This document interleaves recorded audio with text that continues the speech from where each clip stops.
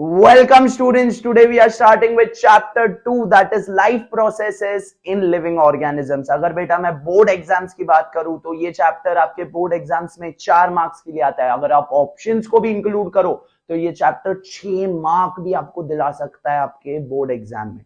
अच्छा, ये जो चैप्टर है this deals with various life processes. हमने आज तक 10th तक we have studied various life processes in detail. वैसे ही जैसे कि last year we had studied about excretion, इस साल we are going to study about some life processes.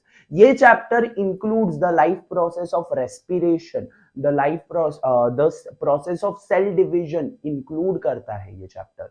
अच्छा, क्या होते हैं ये लाइफ प्रोसेसेस, क्या पढ़ने वाले हैं हम? बेटा हमारे ह्यूमन बॉडी में, in the human body there are various systems that work continuously. आपके पूरे ह्यूमन बॉडी में बहुत सारे डिफरेंट सिस्टम्स हैं जो कंटिन्यूअसली, आप सो रहे रहोगे तो भी वो काम करेंगे, आप जगे रहोगे तो भी वो काम करेंगे. ऐसे कंटिन्यूअस वर्क दिखाने वाले बहुत सारे सिस्टम है. सर कौन से ऐसे सिस्टम्स है जो कंटिन्यूअसली काम करते रहते हैं? बेटा there is digestive system, there is respiratory system, there is circulatory system, there is excretory system, there is nervous system. ऐसे बहुत सारे जो ये सिस्टम्स है ये कंटिन्यूअसली हमारे बॉडी में काम करते रहते हैं. अच्छा सर, ये कैसे काम करते हैं? इनमें ऑर्गन्स प्रेजेंट होते हैं बेटा. जैसे कि आपके रेस्पिरेटरी सिस्टम में there is lungs, there is oesophagus, there are alveoli, all of these are organs. तो लंग्स इज अ ऑर्गन. आपके सर्कुलेटरी सिस्टम में there is heart, in your excretory system there is kidney. So there are various organs. इन organs को मैं दो तरीके से divide कर सकता हूं. There are internal organs and there are external organs. All of these organs work individually. समझ में आ रहा है? जैसे कि लंग्स अपना काम करेगा, किडनी अपना काम करेगा, हार्ट अपना काम करेगा. ये लोग इंडिविजुअली काम करते हैं, but they also work in close coordination with each other. ये लोग एक दूसरे को कोऑर्डिनेट करते हैं कि हार्ट ने पंप किया है तो वो खून किधर जाएगा. ये सब पूरा ये प्रोसेस इज अ कोऑर्डिनेशन. सब लोग एक दूसरे के साथ मिलजुल के काम करते हैं. अच्छा, ये आप इसको कंपेयर कर सकते हो एक मशीन से. जैसे कि देखो मैंने आपके सामने एक मशीन रखी है. ये जो मशीन है इसमें आग जल रही है, दैट इज एनर्जी. जो एनर्जी है उसके वजह से ये पूरी मशीन काम कर रही है.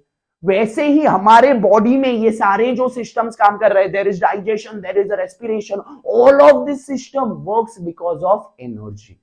एनर्जी के वजह से बेटा ये पूरा सिस्टम काम करता है. जैसे कोई भी मशीन रिक्वायर्स एनर्जी, वैसे ही हमारे बॉडी को भी वेरियस फंक्शंस करने के लिए एनर्जी लगती है. जैसे कि for example I have given example of digestion.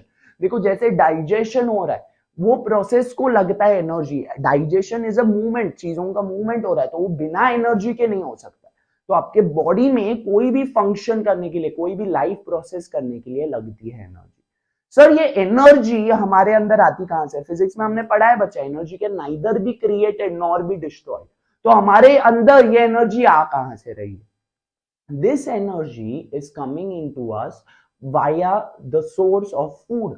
हम जो फूड खाते हैं, हम जो खाना खाते हैं, उसके वजह से हमें एनर्जी आता है. ऐसा नहीं होता है कि मैं रात को सोने गया हूं, मेरे को किसी ने तो चार्जिंग का पिन लगाया, मैं चार्ज हो रहा हूं, सुबह काम कर रहा हूं. We are not a machine, we are living organisms. तो हम लोग जो खाना कंज्यूम करते हैं वो खाने की वजह से हमें एनर्जी आती है. और ये एनर्जी खाने में से हमको क्यों मिलती है? क्योंकि खाने में there are various components, there are various nutrients that are present.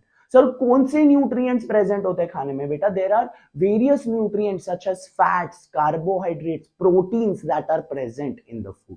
ये न्यूट्रिएंट्स हमारे बॉडी में जाते हैं, ब्रेक डाउन होते हैं और हमको एनर्जी देते हैं.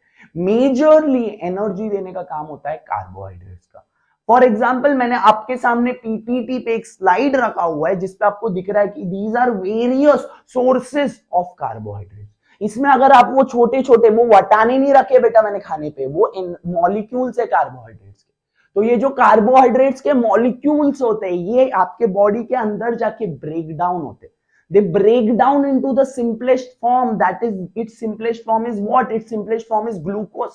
तो आपका जो कार्बोहाइड्रेट होता है वो ब्रेक डाउन होता है in the form of glucose. और ये ग्लूकोज आपका बॉडी यूज करता है और उससे बनाता है एनर्जी.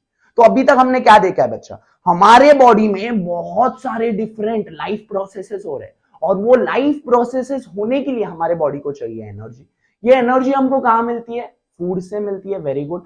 फूड से हमको क्यों मिलती है? क्योंकि फूड में डिफरेंट न्यूट्रिएंट्स है।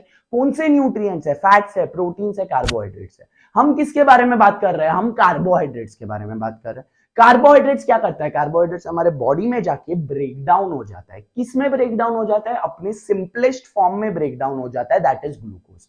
ये ग्लूकोज हमारे बॉडी में जाएगा और हमको एनर्जी देगा। लेकिन सवाल ये है कि हमारे बॉडी में जाएगा किधर? तो ये बॉडी में हमारे जाने के लिए और ब्रेक डाउन होने के लिए पहले सिर्फ फूड अकेला काफी नहीं होता है। For obtaining energy only nutrients are not necessary. आपको न्यूट्रिएंट्स के साथ साथ चाहिए ऑक्सीजन। कभी आपने सोचा है कि रेस्पिरेशन का क्या फायदा है? चलो, डाइजेशन से, फूड ब्रेक डाउन करने से हमको एनर्जी मिलता है, लेकिन सांस लेने का हमको ऑक्सीजन की जरूरत क्यों? हम सांस क्यों लेते हैं? ऑक्सीजन के लिए। लेकिन क्या जरूरत है ऑक्सीजन की हमारे बॉडी में? What is the requirement of oxygen?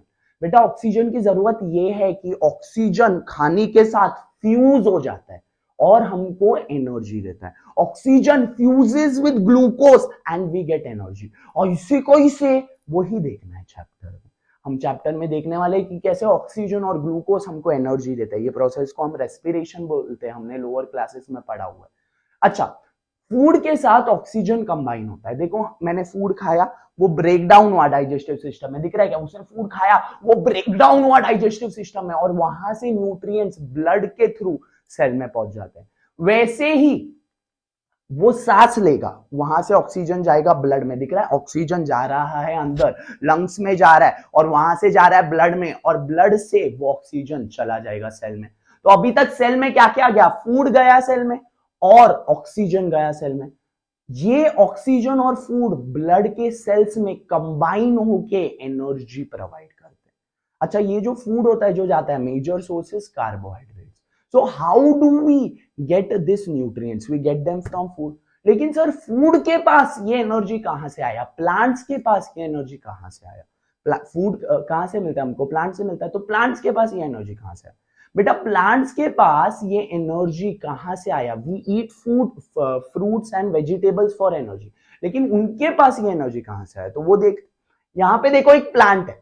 Plant in the presence, green plants that is specifically, जिनके पास क्लोरोफिल प्रेजेंट होता है, वो plants in the presence of sunlight and water, they will produce their own food that is known as energy, because they are autotrophic plants. तो वो लोग food अपना कैसे बनाते हैं? वो लोग सनलाइट और वाटर के प्रेजेंस में एक प्रोसेस करते हैं जिसका नाम होता है फोटोसिंथेसिस। और फोटोसिंथेसिस की वजह से वो अपना खुद का खाना खुद बनाते हैं। ये जो खाना है वो उन्होंने हमारे लिए नहीं बनाया हुआ है। प्लांट नहीं सोच रहा है उधर बैठ के कि हाँ सर आएंगे, मेरे को शाम को खाएंगे, मेरे को उनके लिए एनर्जी बनाना है, ऐसा नहीं है। उन्होंने वो एनर्जी खुद के लिए बनाया हुआ है। प्लांट ने वो एनर्जी खुद के लिए बनाया हुआ है। वो एनर्जी वो लोग खुद के प्रोसेसेस में यूज करते हैं। जैसे कि ये देखो, प्लांट उगने के लिए, ग्रो होने के लिए यूज कर रहा है। प्लांट अपने फ्रूट को कलर देने के लिए, फ्रूट को ग्रो करने के लिए यूज कर रहा है, फूल को ग्रो करने के लिए यूज कर रहा है, स्टेम ग्रो करने के लिए यूज कर रहा है। तो प्लांट अपना एनर्जी खुद के लिए यूज करता है, लेकिन उसमें से कुछ एनर्जी बच जाता है और हम जब प्लांट्स को खाते हैं तो वो एनर्जी हमको मिलता है। जैसे कि देखो, ये एक प्लांट है, इसने फोटोसिंथेसिस किया और खुद का एनर्जी बनाया। वो एनर्जी उसने अपने लीव्स में स्टोर किया, वो एनर्जी उसने अपने फ्रूट्स में स्टोर किया, वो एनर्जी उसने अपने सीड्स में स्टोर किया, वो एनर्जी उसने अपने रूट्स में स्टोर किया, और वो जब हम खाते हैं तब हमको मिलता है एनर्जी। सर, फ्रूट्स हम खाते हैं, मेरे को मालूम है, लेकिन क्या हम रूट्स, लीव्स वो सब भी खाते हैं? सीड्स खाते हैं? हाँ खाते हैं ना। जैसे कि रूट्स का एग्जांपल दिया मैंने, potato, sweet potato, corn, all of these are roots that we consume. There is seeds, various type of seeds हम लोग अपने खाने में खाते हैं। Various type of fruits, vegetables तो हम खाते ही है, लेकिन वेजिटेबल जो होते हैं वो क्या होते हैं? लीव्स होते हैं। तो लीव्स से, फ्रूट से, सीड से, रूट से ये प्लांट अपना एनर्जी इन चीजों में स्टोर करता है, और जब हम इन चीजों को खाते हैं तो वो एनर्जी हम तक पहुंचती है। अच्छा, ये जो एनर्जी है ये हमको मिलती है कार्बोहाइड्रेट से। जैसे मैंने आपको बोला, food is divided into 4 main parts, fats, proteins, carbohydrates, vitamins and minerals. तो इसमें से हमको मेजर सोर्स ऑफ एनर्जी जो मिलता है वो कार्बोहाइड्रेट से मिलता है। सर, मेरे अराउंड क्या है कार्बोहाइड्रेट? मेरे को एनर्जी कहां से मिलेगा? मेरे को कार्बोहाइड्रेट्स कहां से मिलेंगे?